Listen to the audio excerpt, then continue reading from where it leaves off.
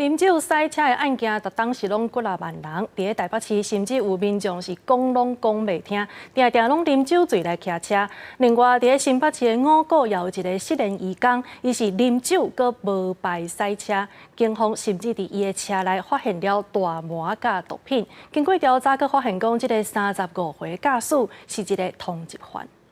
往五股所方向要支援哦，车辆拦检不停哦。报名警示声一直响，警车一直录，涉案车辆无停车，吹油门一直冲。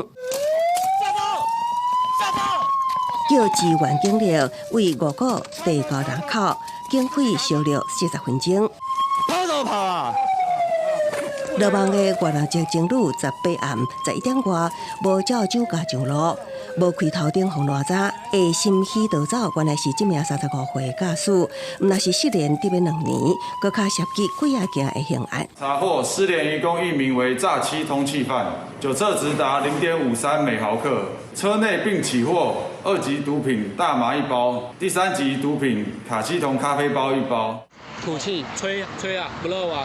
对话中经纪高察，拿匕首为卡，台北市警员定地伫美水1号桥附近，也发现一名移工骑车，看起来有啉酒的款。经过检测，0.20超标，伊承认前一人有啉水果酒，确实是酒退啊才上路。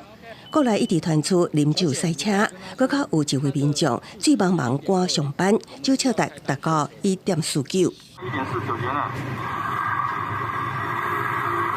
警方抓酒驾，当年拢有超过1万人，今年前9个月也超过46000人。无论是移工还是咱国的民众，拢无应该啉酒了后赛车，酒醉就唔通上路，唔通摕家己甲别人的性命滚生笑。记者综合报道。